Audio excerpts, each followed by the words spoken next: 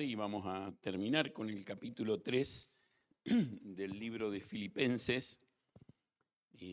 Como decía hoy en la mañana en la introducción, vamos a enfocarnos la semana que viene en la conferencia misionera en el capítulo 1, pero hoy queremos concluir con el capítulo 3 y vamos a leer desde el versículo 12. Pablo va a decir: no que lo haya alcanzado ya, ni que ya sea perfecto, sino que prosigo por ver si logro asir aquello para lo cual fui también asido por Cristo Jesús. Hermanos, yo mismo no pretendo haberlo alcanzado, pero una cosa hago, olvidando ciertamente lo que queda atrás y extendiéndome a lo que está delante, prosigo a la meta, al premio del supremo llamamiento de Dios en Cristo Jesús. Así que todos los que somos perfectos, esto mismo sintamos. Si otra cosa sentís, esto también os lo revelará Dios. Pero en aquello a lo que hemos llegado, sigamos una misma regla, sintamos una misma cosa. Hermanos, sed imitadores de mí y mirad a los que así se conducen, según el ejemplo que tenéis en nosotros. Porque por ahí andan muchos, de los cuales os dije muchas veces, y aún ahora lo digo llorando, que son enemigos de la cruz de Cristo, el fin de los cuales será perdición, cuyo Dios es el vientre y cuya gloria es su vergüenza, que solo piensan en lo terrenal, mas nuestra ciudadanía está en los cielos, de donde también esperamos al Salvador, al Señor Jesucristo, el cual transformará el cuerpo de la humillación nuestra para que sea semejante al cuerpo de la gloria suya, por el poder con el cual puede también sujetar a sí mismo todas las cosas. El apóstol Pablo va a parar este pensamiento en lo que venía diciendo, ¿no? No es que cambió de tema, sigue hablando de lo mismo. Y cuando ahí en el versículo 12 expresa no que lo haya alcanzado ya, sino que prosigo. Hay dos veces Pablo va a usar esta palabra, proseguir, acá en este pasaje. Y esta primera expresión de proseguir, él la pone relacionado con prosigo por ver si puedo agarrarme, abrazarme, aquello por lo que fui abrazado por él. Y no lo alcancé todavía, no soy perfecto, pero sigo trabajando. Ahora, en la salvación, él fue agarrado por Cristo. Y cuando él habla de seguir para ver si logra, bueno, yo quiero abrazarme a lo que Cristo hoy tiene para mí. Ahora, esta insistencia, el proseguir, habla de algo insistente, constante. La carrera cristiana no es de un día, de dos, ni de tres, sino que es una permanencia. Y en alguna medida, lo vamos a ver un poquito más adelante, el contexto de esto, del pasaje que acabo de leer, es Pablo hablando de la carrera cristiana y el permanecer. Como decía recién, no es un día, dos, sino desde el día de la salvación hasta que el Señor venga. El versículo 11, si en alguna manera llegase a la resurrección de entre los muertos, y Pablo no sabe si va a llegar a la resurrección o va a ser arrebatado por el Señor. Pero él tiene una seguridad. Él quiere ser encontrado por resurrección o por arrebatamiento corriendo con fidelidad la carrera. Cristo lo alcanzó a él y lo abrazó, ese es el término que él usa, ahí cuando dice fui asido por Cristo, el día de la salvación. Si nosotros recordamos, Lucas nos cuenta varias veces la conversión de Pablo. Si ustedes leen el libro de los Hechos, la cuenta en el capítulo 9, pero después que es tomado prisionero 2 veces frente a autoridades, Pablo cuenta su conversión. Cómo el Señor lo cacheteó, Matías lo mencionaba hoy, ¿no es cierto? Cómo el Señor lo derribó por tierra, y el apóstol no apóstol en ese momento, yendo camino a Damasco, cayó frente al Señor y el Señor lo tomó para salvación. Pero él dice, de la misma manera que el Señor me abrazó a mí, yo quiero abrazarme a Él. Por lo mismo, yo prosigo porque no quiero soltarme de Él. Y este concepto de proseguir, en Lucas capítulo 14, el Señor Jesucristo viene viajando hacia Jerusalén y dice ahí en el versículo 25 que grandes multitudes iban con Él y hace un desafío al discipulado. Y en ese desafío al discipulado dice, si alguno viene en pos de mí. Ese concepto de ir en pos de mí es seguir tan cerca al Señor que de donde Él saca el pie yo pongo el mío. Seguir al lado. Y el concepto de proseguir es voy permanentemente atrás del Señor y de lo que el Señor tiene para mí. Si yo pierdo de vista al Señor mientras voy caminando acá, toda mi vida pierde sentido y pierde rumbo. Pero cuando estoy cerca de Él, en la comunión con Él, y ese proseguir es constantemente atrás de Él en lo que Él tiene para mí, aunque sea difícil. Y va a usar una palabra acá, en el versículo 13, hermanos, que la vuelve a repetir en el versículo 17. Pero en el versículo 13, él va a decir, yo no pretendo haber alcanzado el qué y la perfección, viene hablando de el ser perfecto. Pero una cosa hago, olvidando lo que queda atrás, me extiendo hacia lo que está delante, prosigo a la meta, al premio del supremo llamamiento de Dios en Cristo Jesús.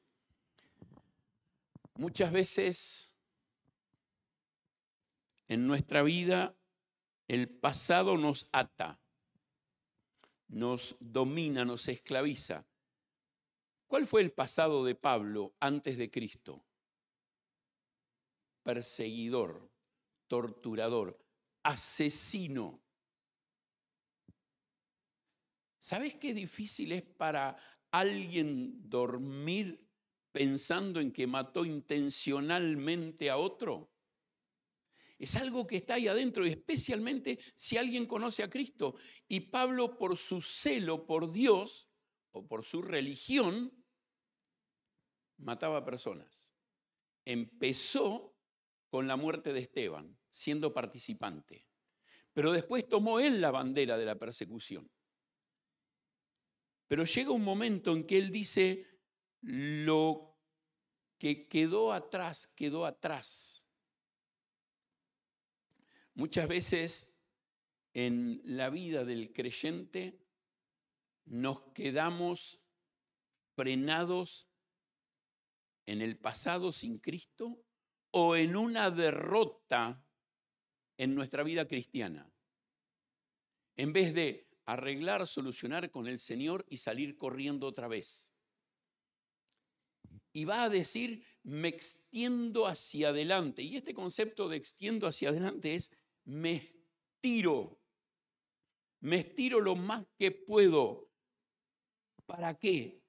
Para ver si logro alcanzar. Me estiro hacia adelante. Y acá va a usar el concepto de prosigo a la meta. Y vuelve a usar la palabra proseguir, que había usado en el versículo 12. El seguir constantemente, con insistencia, hacia la meta. Y el apóstol Pablo va a ilustrar el buscar una meta en 1 Corintios capítulo 9, versículo 24 al 27, con la carrera. El corredor que en el estadio se mantiene corriendo para ver si alcanza. Es interesante otro pasaje, Hebreos capítulo 12, teniendo en derredor nuestro tan grande nube de testigos, despojémonos del pecado y de peso que nos asedia y corramos con paciencia esa carrera que tenemos por delante. Este concepto de proseguir a la meta tiene que ver con eso, mantenerme constantemente corriendo hacia lo que Dios tiene para mí. No sea que habiendo sido heraldo para otro, yo mismo venga a ser eliminado. Prosigo a la meta, voy al premio del supremo llamamiento de Dios en Cristo Jesús. El apóstol Pablo, escribiéndole a la iglesia de Éfeso un poquito antes, en el capítulo 1, lee versículo 3, bendito sea el Dios y Padre de nuestro Señor Jesucristo, que nos bendijo con toda bendición espiritual en los lugares celestiales en Cristo. Esto es lo que hay para mí, bendiciones en los lugares celestiales con Cristo. Es hacia donde la vida del creyente va. El versículo 20, vamos a leer desde el 19, ¿no es cierto? Y cuál la supereminente grandeza de su poder para con nosotros los que creemos según la operación del poder de su fuerza, la cual operó en Cristo, resucitándole de los muertos, sentándole a la diestra, a su diestra, en los lugares celestiales. ¿A dónde vamos? Hacia donde está Cristo, en el cielo. El capítulo 2 de Efesios, el versículo 6, juntamente con Él nos resucitó y asimismo nos hizo sentar en los lugares celestiales con Cristo. Y este es el llamamiento, vamos para estar por la eternidad con el Señor. El Hijo de Dios, el creyente, no tiene paradas intermedias, no tiene estaciones a mitad de camino. Ese es el lugar hacia donde vamos y para eso vivimos. Y entonces viene el versículo 15, donde dice, así que, por todo esto que viene diciendo, ¿cómo nosotros tenemos que vivir? ¿Cómo tengo que vivir sabiendo que voy a lo eterno y que mi tiempo acá es simplemente un paso hacia la eternidad? Esto es lo que Dios quiere que tengamos en cuenta. Así que todos los que somos perfectos, y acá tenemos un problema, ¿no es cierto? ¿Quién es perfecto? Bueno, en el versículo 13 había dicho, yo mismo no pretendo haberlo ya alcanzado, pero me voy a extender hacia adelante, voy a la meta. Acá el concepto de perfecto tiene que ver con madurez espiritual. Todos aquellos que estamos madurando espiritualmente. Y esta es la meta del creyente. Esta es la meta del creyente. Es hacia donde tengo que ir. ¿Quién es un maduro espiritual? alguien capaz de funcionar por sí mismo. Nos necesitamos como cuerpo. Yo te necesito, vos me necesitas al de al lado. En la iglesia necesitamos al pastor, pero necesitamos a los de abajo también. La comunión en Cristo, nos necesitamos unos a otros. Pero, aunque nos necesitamos y nos ayudamos, no dependemos uno de otro, sino que dependemos del Señor, y eso es madurez. El creyente camina hacia la madurez. Pablo escribía, vamos a leer, sí, ahí Colosenses 1:28.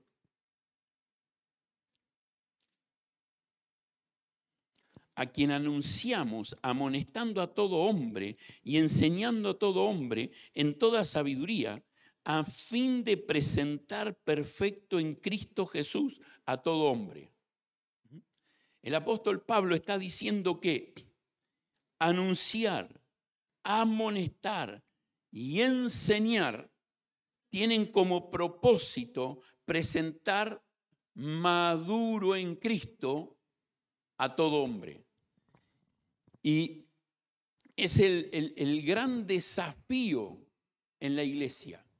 El autor a los Hebreos en el capítulo 6 viene haciendo una descripción y dice, ya tienen que ser maduros.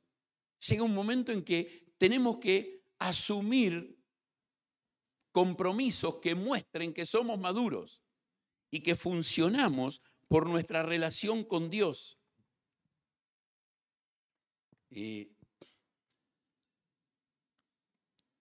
Voy leyendo libros y algunos los vuelvo a leer. Y siempre recuerdo historias. Ahora que los muchachos vinieron de Colombia, no puedo evitar de pensar en Sofi y su enseñanza, la misionera que fundó el ministerio allá, que empezó el ministerio. Y siempre recuerdo un día que estaba en Monte, en Palabra de Vida, y le dijeron, Sofi, ¿por qué no le hablas a las misioneras, a las esposas de los misioneros y a unas chicas solteras? ¿De qué quieren que hable? Y queremos que las animes. ¿Y no son misioneras? Sí. ¿Y por qué las tengo que animar yo? Tendrían que estar animadas. O sea, ella esperaba que las personas funcionen maduramente. Y permítanme decirlo con una expresión de mi suegra, con nafta propia. Por su propia madurez, no porque otro lo está empujando. Y el apóstol Pablo está diciendo, bueno, si somos perfectos, si somos maduros, que esta es la meta del creyente, entonces va a decir, esto mismo sintamos, esto mismo sintamos. Y el concepto es siguiendo las mismas pautas. El capítulo 2, el versículo 5, había dicho, lo leyó Raúl esta mañana, haya pues en vosotros este sentir que hubo también en Cristo Jesús. Tiene que haber en nosotros el mismo sentir de Cristo y no ser esclavos del sentir del pecado. Los sentimientos no me dominan, no soy esclavo de mis sentimientos, sino que tengo el sentimiento de Cristo. Y es siguiendo las mismas pautas que veníamos siguiendo.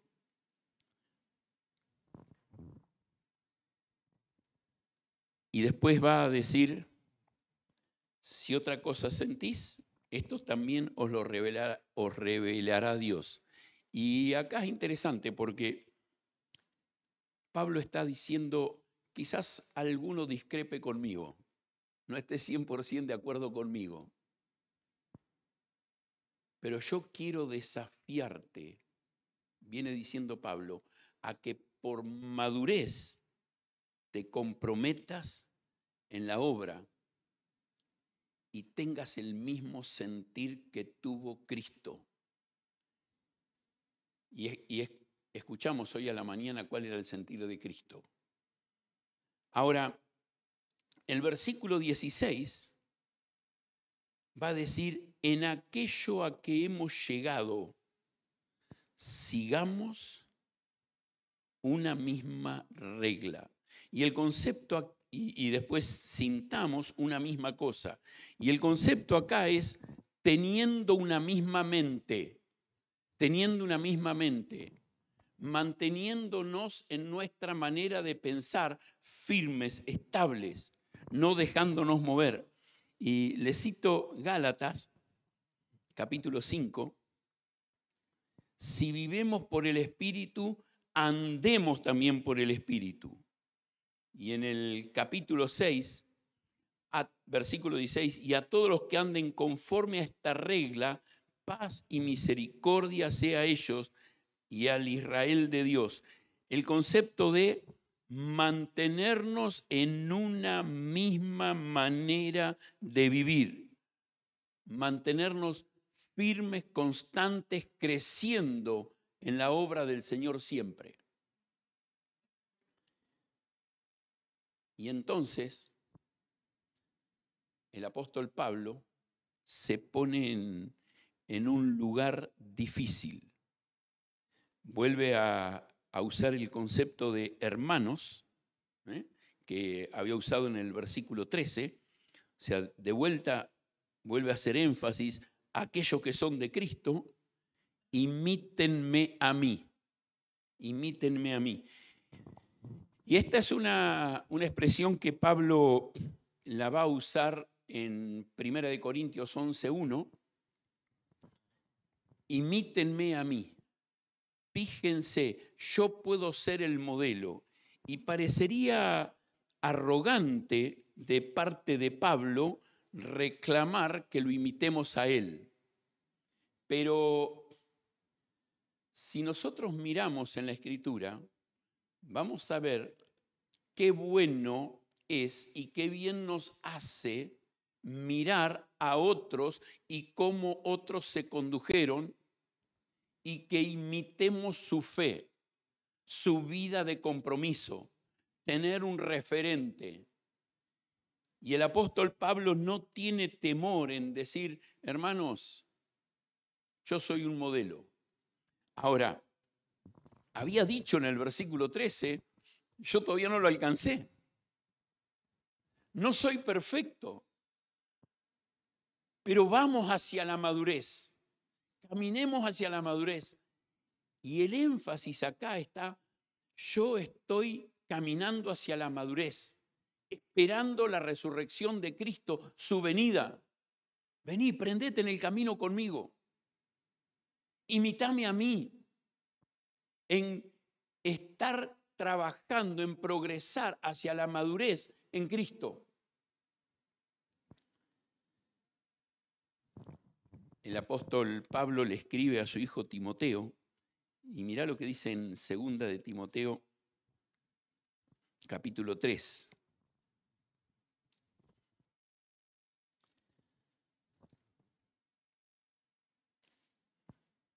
Versículo 10.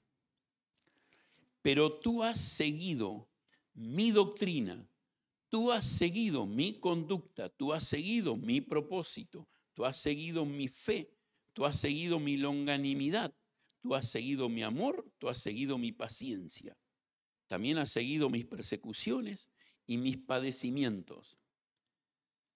El apóstol Pablo lo había invitado a Timoteo a ser un compañero de ministerio. Y le está diciendo, yo fui caminando y mientras iba caminando, iba madurando, iba creciendo, no estaba aflojando, no estaba traicionando la fe.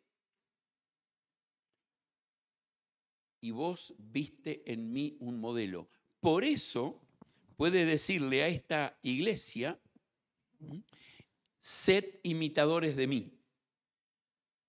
Y lo mismo que le dijo Pablo a Timoteo, nos dice a nosotros, miremos, imitemos.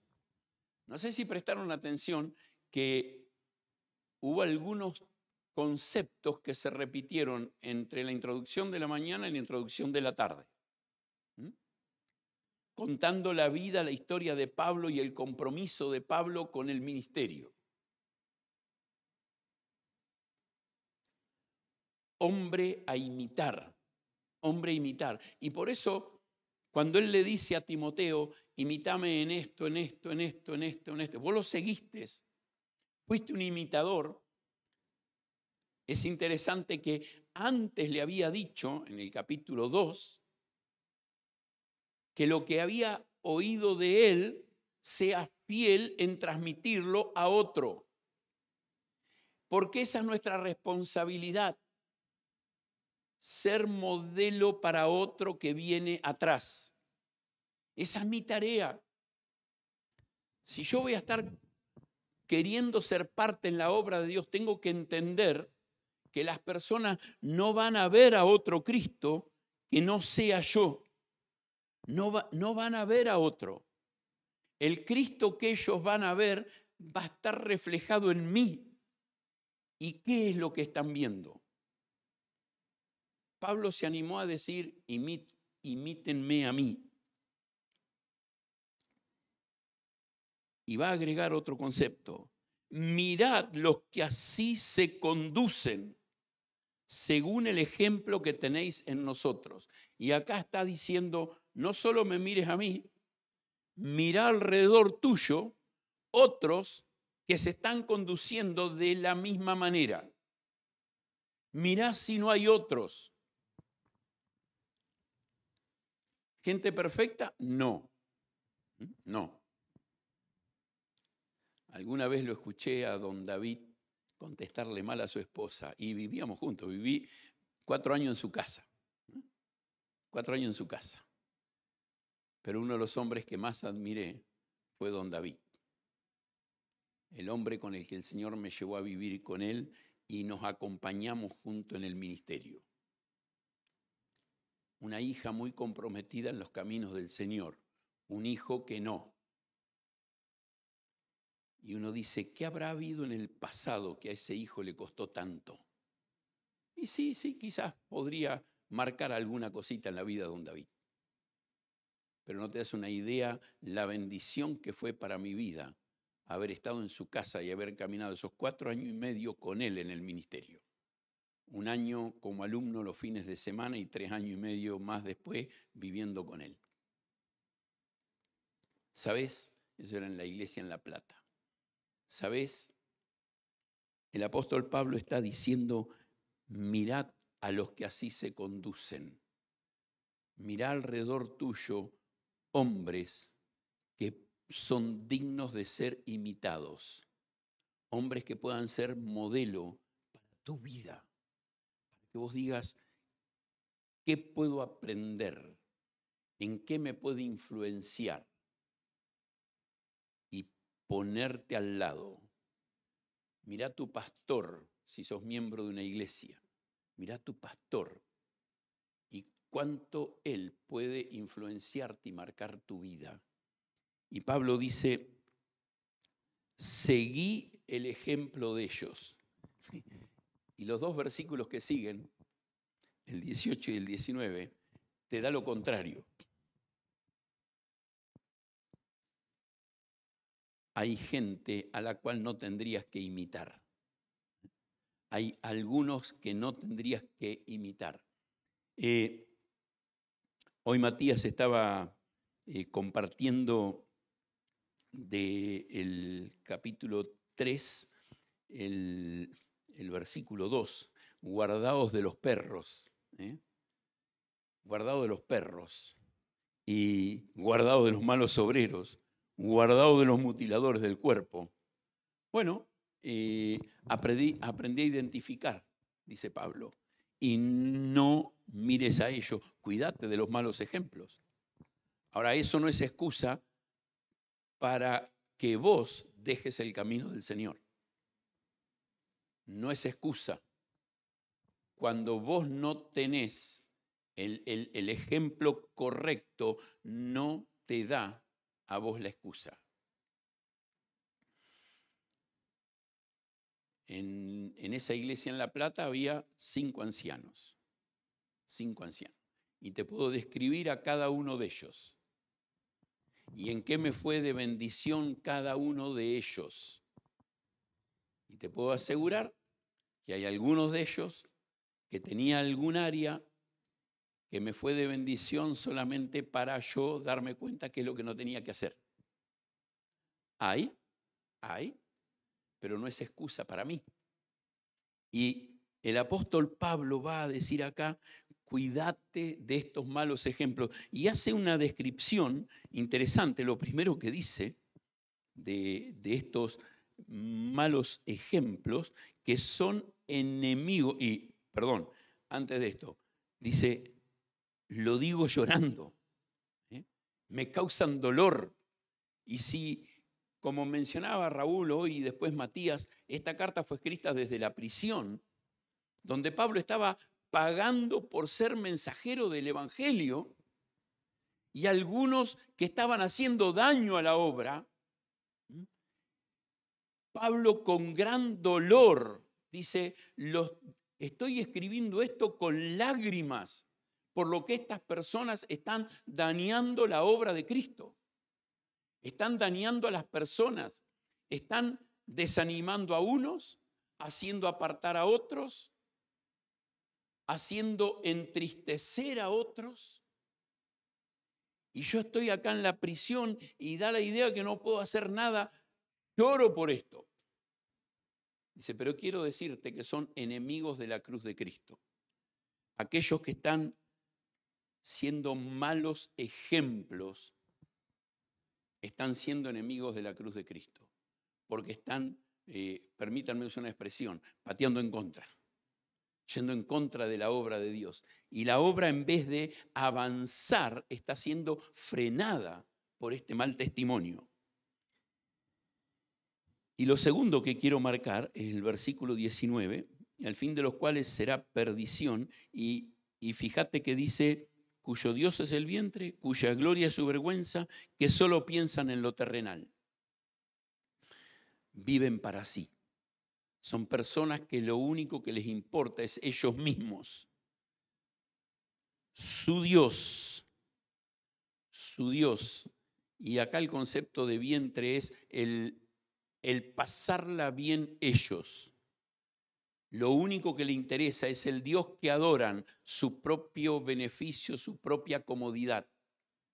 En segundo lugar, va a decir su gloria, lo que ellos piensan que es lo bueno, termina siendo su vergüenza. Y el tercer concepto, solo piensan en lo terrenal. Su pensamiento está enfocado solamente en lo que es de acá de la tierra. Y el versículo 8 del capítulo 13, el apóstol Pablo había dicho, ciertamente aún estimo todas las cosas como pérdida por la excelencia del conocimiento de Cristo Jesús, mi Señor, por amor del cual lo he perdido todo y lo tengo por basura. Esto es lo terrenal. El que está pensando en aquellas cosas que lo benefician a él. Y Pablo dice, yo lo deseché todo. Lo perdí todo y lo tengo a todo por basura. ¿Qué cosa? Las cosas que habían listado antes, que él podía decir, esto es mi gloria. Y dije, esto es basura, no lo quiero, es terrenal, es de acá, es temporal.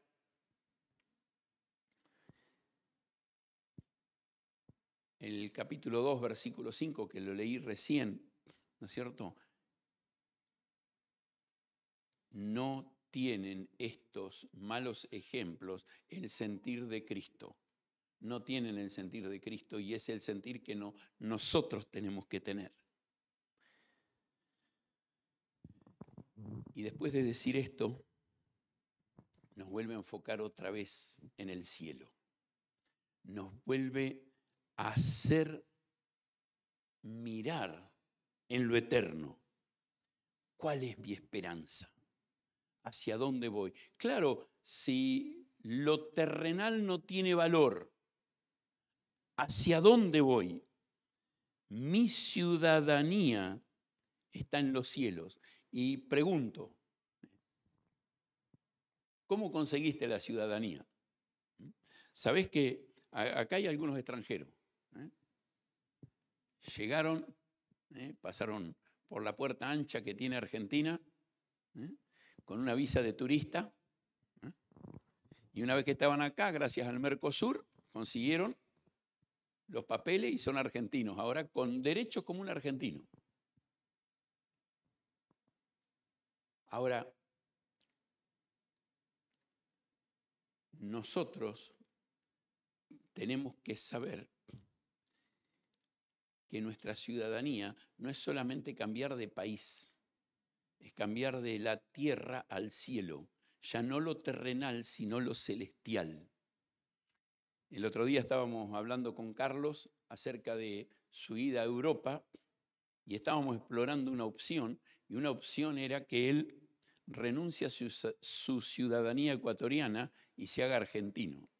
Una cosa es conseguir un DNI argentino, otra cosa acá adentro, ¿no es cierto? Es renunciar a tu ciudadanía, a tu país, a tu bandera, para hacerte ciudadano de otro país. No es tan fácil. Ahora, ¿sabes? Nosotros, los creyentes en Cristo Jesús, hemos renunciado, ya no somos más de la tierra.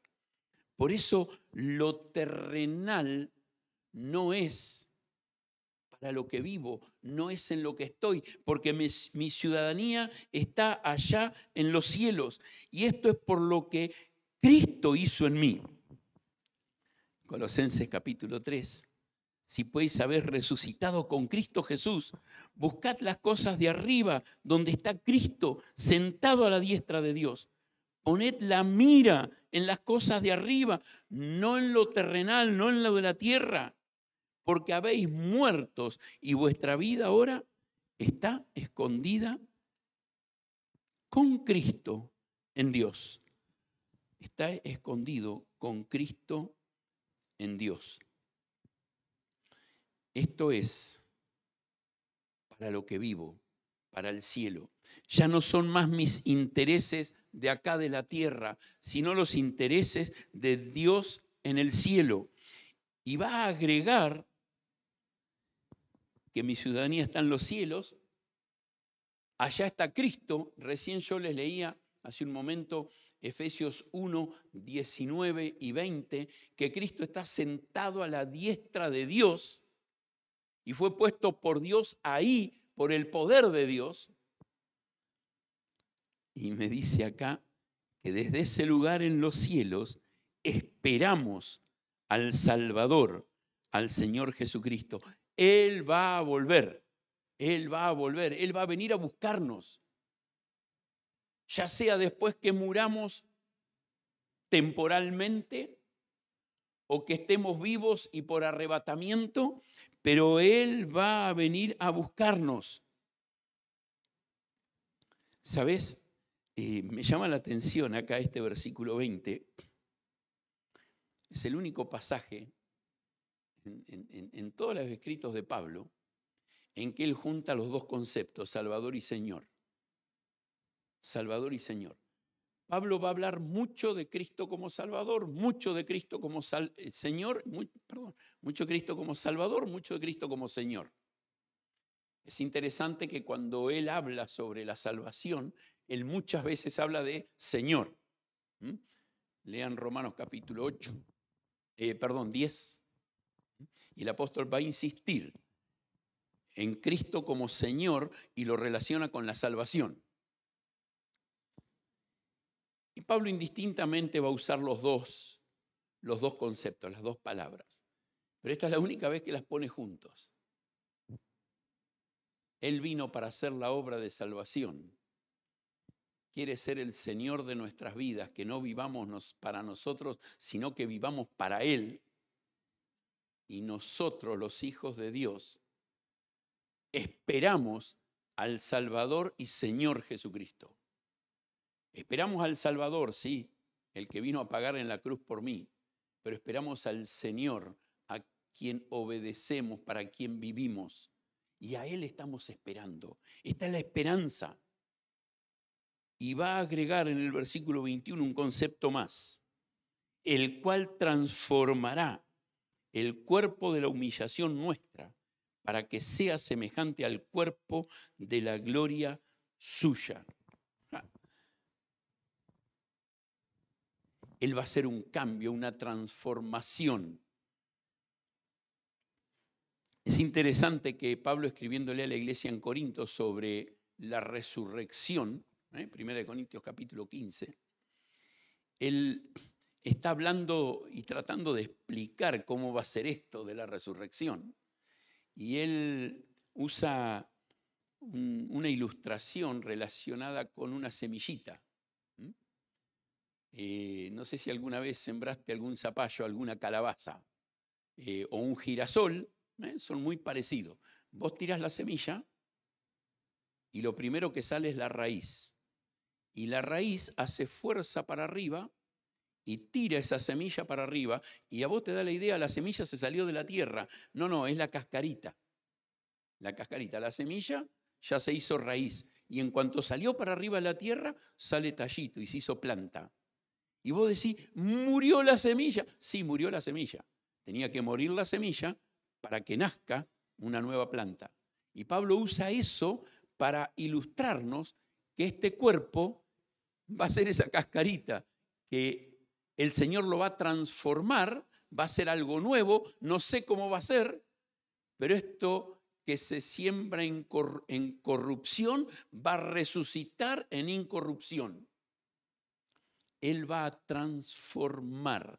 Y es lo que nos dice escribiéndole a la iglesia de los tesalonicenses. Él nos transformará. Y me dará un cuerpo glorioso. Me dará un cuerpo glorioso. Un cuerpo completamente nuevo, completamente distinto. Y te digo una cosa. ¿Escuchaste alguna vez el mandamiento, amarás a tu prójimo como a ti mismo? Lo enfocamos en amar al prójimo, pero el llamado de atención es, ojo con cuánto te amás a vos mismo. No podés amarte a vos más de lo que amás al otro, porque de por sí nos amamos demasiado a nosotros mismos. Y aunque los varones muchas veces hablamos de cuánto las mujeres tratan su cuerpo, ¿no es cierto? A nosotros también nos gusta estar frente al espejo y ver cuánto nos acomodamos. O si no, fíjate si alguno de los más viejitos no empezamos a mirar a ver cuántos pelos menos tenemos en la cabeza. Y los contamos a ver si no se nos fue alguno más hoy. Ahora, ¿cuánta atención nos prestamos a nosotros mismos? ¿Sabés? Esto va a desaparecer. Esto queda. Lo tengo que cuidar porque es el templo del Espíritu Santo. Lo tengo que cuidar porque es la herramienta, es el vehículo por el cual voy a hacer la obra de Dios. Claro, lo tengo que cuidar. Tiene que estar en condiciones. Tengo que hacer lo posible. Pero esto se va a deshacer. Se va a transformar en un cuerpo glorioso. ¿Dónde está mi enfoque? ¿En lo terrenal o en lo celestial? ¿Dónde está mi enfoque? ¿En lo de acá o en lo eterno? Y la última frase, esto lo va a hacer por el poder con el cual puede también sujetar a sí mismo todas las cosas. El poder por el cual Él controla todo es el poder por el cual Él me va a transformar. Y vuelvo a citar, pero ahora quiero que lo leamos juntos. Efesios capítulo 1. ¿Cuál es el versículo 19? ¿Cuál la supereminente grandeza de su poder para con nosotros? Pablo está tratando de medir, de dimensionar el poder de Cristo. Según la operación del poder de su fuerza, la cual operó en Cristo, resucitándole de los muertos y sentándole a su diestra en los lugares celestiales. Y acá viene el concepto que les quiero marcar relacionado con el versículo de Filipenses, cuando decía que por su poder puede también sujetar. Versículo 21. Este poder operó sobre todo principado y autoridad, poder y señorío, y sobre todo nombre que se nombra, no solo en este siglo, sino también en el venidero. Y sometió todas las cosas bajo sus pies, y lo dio por cabeza sobre todas las cosas a la iglesia, la cual es su cuerpo, la plenitud de aquel que todo lo llena en todo. El poder de Dios sujetó todo otro poder, controló todo otro poder. No hay ningún poder que se manifieste por sobre el poder de Cristo. Y Él tiene el control. Y esa es mi esperanza. Cuando pensamos en para qué vamos a vivir mientras esperamos su venida, vivamos para lo celestial, vivamos para lo eterno. Todo lo demás es temporal, es por un poco de tiempo. Lo otro es para la eternidad. Lo otro es para la eternidad. No sé en dónde está fijada tu meta, tu mente, tu proyecto de vida. Pablo insiste en que nuestra ciudadanía está en los cielos y nos va a desafiar a que vivamos como ciudadanos del cielo, no como ciudadanos de aquí de la tierra, porque somos del cielo y para allá vamos. Y esta es nuestra esperanza, que Él va a venir a buscarnos para que estemos siempre con Él. Esta es nuestra esperanza. Él va a transformar todo lo que hay acá. Y esto significa que lo que hoy le damos valor no va a existir allá. Todo lo que es terrenal no va a existir, no va a estar, sino que solamente va a estar lo eterno. ¿Para qué estoy viviendo? Oramos. Señor, te damos gracias por poder compartir tu palabra. Gracias, Señor, porque ella nos anima, nos enseña, nos desafía. Ayúdanos a vivir de tal manera que nosotros podamos poner nuestra mirada en las cosas del cielo. Señor, estamos en el proceso, no lo hemos alcanzado, todavía nos falta, pero ayúdanos a seguir con la mirada puesta en Cristo, a la meta del premio llamamiento de Dios en Cristo Jesús. Señor, que podamos mirar a los que corrieron antes que nosotros, imitar su fe. Señor, que podamos mirar a los malos ejemplos para que podamos aprender a no dejarnos agarrar, atrapar, esclavizar. Pero Señor, que podamos mirar la eternidad. Cristo Jesús nos espera para la gloria. Y Señor, un día todos seremos transformados y estaremos en aquel lugar que tú nos prometiste, porque somos ciudadanos del cielo. Señor, ayúdanos a vivir con esta perspectiva. En el nombre de tu Hijo oramos. Amén. Bueno, no hay ni una...